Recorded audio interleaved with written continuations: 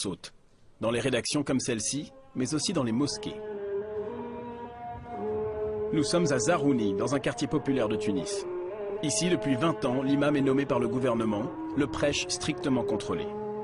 Alors aujourd'hui est un test. Premier jour de prière depuis la chute de Ben Ali, les fidèles attendent le retour de leur ancien imam, interdit par le régime. Le voici en négociation dans l'arrière-cour. Le monsieur en blouson noir, gêné par notre caméra, c'est un agent du gouvernement.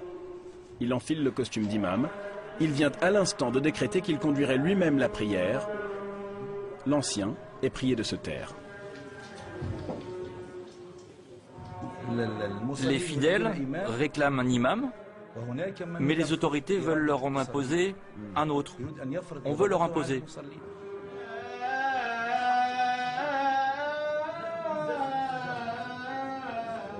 Devant des centaines de fidèles incrédules, l'inconnu prend la parole et récite son texte. Mais la mascarade ne dure que 10 minutes.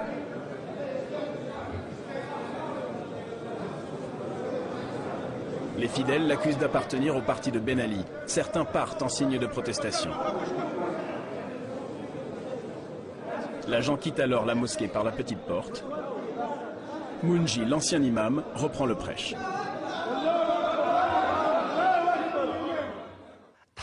Nous nous sommes libérés, mes frères. Nous n'avons peur que de Dieu. Vous avez souffert, vous, musulmans. Ils ont obligé vos filles à enlever le voile et les ont chassées des écoles.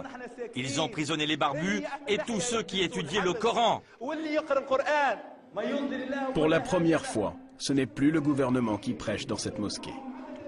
Un prêche enflammé qui n'hésite pas à aborder la politique. Précisément ce que l'ancien régime voulait à tout prix éviter.